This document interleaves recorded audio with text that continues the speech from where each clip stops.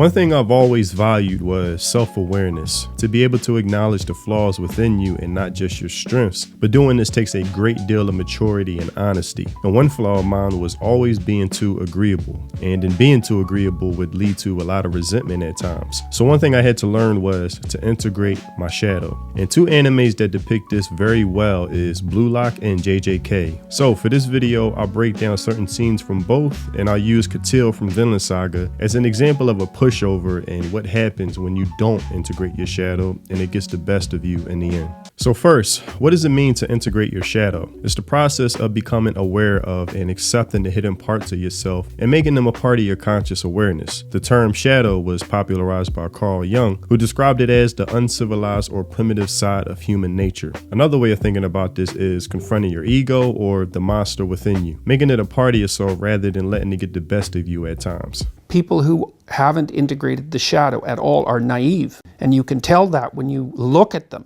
and you can tell that when you talk to them. And because they're naive, they're often resentful as well because they get taken advantage of. In episode 1, when Isagi is in the finals, he has the chance at the winning goal with nothing but nationals on his mind. His instinctual self tells him to go for it, but is interrupted by his teammate telling him to pass it and encouraged by his coach to do so as well, causing him to deny his primitive nature by passing it, leading to a missed goal and a huge upset that costs them the game. It causes him to regret seeing the star of the other team holding all the glory, the spotlight which could have been his if he just taken the winning shot. When walking home, he begins to question everything he's been taught of putting the team first, never to prioritize yourself, which leads to a huge outburst of resentment. Now, let's draw a parallel with Megami. When being trained by Gojo reflects on his baseball game against the other class. He highlights how Megami bunted the ball to allow his teammate to advance to the next base, but sacrificing himself in order to do so. But when Gojo himself, along with Yuji, were at bat, they always went for the home run. Explaining their difference in mindset is why Yuji has now surpassed him. He tells Megami that he's too reliant on his trump card, an ability that acts like a kamikaze attack that could end his opponent's life in battle, but at the cost of his own life as well. And this mentality of perpetual self-sacrifice is preventing Megami from becoming stronger, with a quote that dying to win and risking death to win are completely different.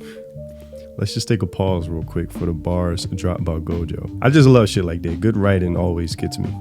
But you can tell Megami has a sense of clarity and epiphany, words that he needed to hear cutting right through, hitting close to home, with Gojo telling him to be greedier. Now, before we go back to Blue Lock, I want to briefly touch on the killer instinct when it comes to sports. Now, I'm not a big sports guy, but two players that I think exhibit this characteristic well is Michael Jordan and Kobe, RIP. When watching the Last Dance documentary, it was clear that winning was all that mattered to Michael, that when it came down to the buzzer, he was more than comfortable with taking command and shooting the winning shot. He gives to Jordan. Jordan to the circle, puts the shot in the air. Good! The game's over, and the Bulls have won. Jordan beat him at the buzzer with a jump shot in the circle, and Chicago has knocked off the Cavs 101 to 100. Game on the line. Who would take the last shot? Me. That's a dumb question. Me. Something that was similar with Kobe, and there's a clip of Kobe in practice where he scolds a teammate for not innately wanting to take the shot, and that he had to talk him into it and berates him for it.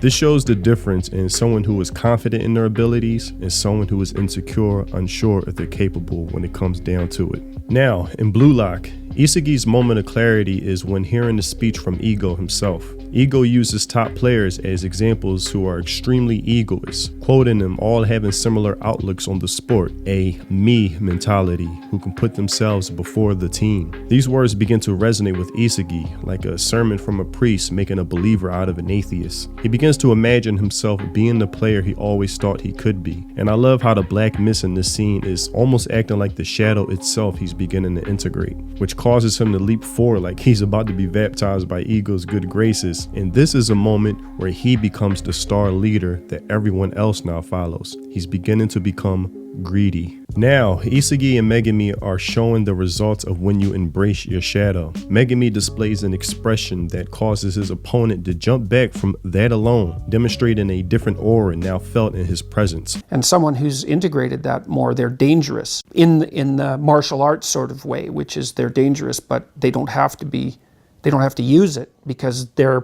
presence radiates the potential for havoc.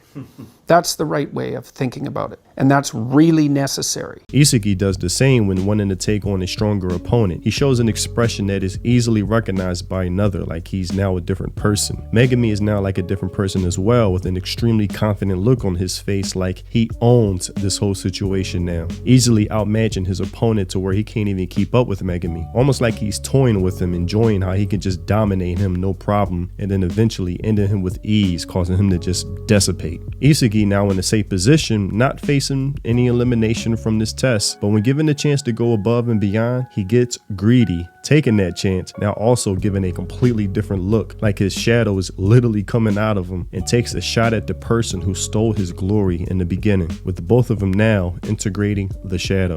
This is an interesting thing about the integration of the shadow, because recognizing yourself as the locus of evil, let's say, actually in some sense gives you far more respect for yourself, strangely enough, because the same respect that you might have for a wild animal or even a monster, you can actually see a change in people's faces when that part of them is integrated, when I would say the rage circuit is integrated, because their faces harden.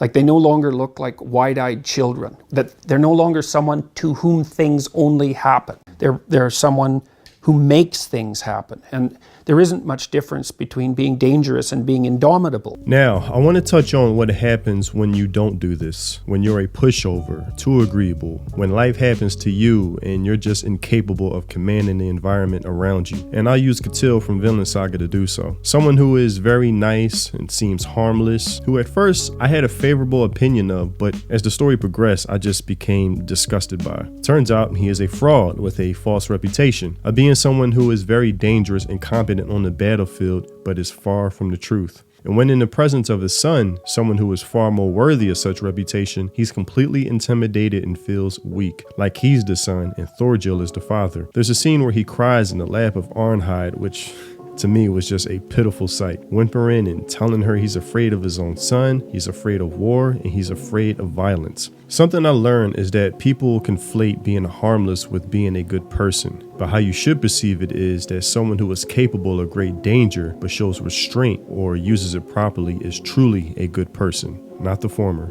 After showering Canute with many gifts to get in his good graces, he finds out he's being betrayed and framed by the same king, who plans to now force him off his farmland. He feels taken advantage of, like his kindness is being abused and his home and farm is now at risk, being faced with the threat of war. When he looks to drown his sorrows in the lap of Arnheid again, he learns she tried to escape with her past husband in his absence, and this causes his breaking point. He finds her and he beats her mercilessly. His monster or rageful side has now gotten the best of him. For the first time, he's being the most violent on the person who deserves it the least. He becomes possessed by his anger like it's a demon, taking out his frustrations on someone who is weak and unable to fight back, blinded by it to the point he almost kills her, but is stopped by my boy Snake. And in this scene, it's not exactly Arnheid he's mad at, but this is a lifetime of resentment and bitterness being poured out for being too agreeable and a pushover his whole life. This is what happens when you don't integrate your shadow. You say that you have to accept the fact that you're dangerous. Because I'd also say that if you haven't done that kind of shadow work, if you haven't made friends with your anger, if you haven't integrated it, you're actually more dangerous. Yes, definitely. Because then things will happen that it will come out in a way that you don't expect. Right, it comes out disintegrated. So it comes out as an autonomous spirit, right, under no one's control, and that's like a burst of rage, let's say. You either have that or it has you. Those are the options. Part of integrating your shadow is being disagreeable, not allowing yourself to be taken advantage of, acknowledging your dark side or the monster that lies within all of us, that we are human, capable of evil, horrific deeds, just as we are good ones, possibly even more. And this is what I love about anime, that it can still speak to these certain themes that I can automatically relate to. But that's all I have for this video. Tell me what you think in the comment section below. Do you agree with this concept of integrating your shadow? Have you had to do the same or are now thinking on it? If you haven't already, check out my music on Spotify, link in the description. If you enjoyed those Samurai Champloo, lo-fi, mellow boom bap vibes, then my music is definitely for you. Thanks for watching, and I'll see you in the next video. Free think. Peace.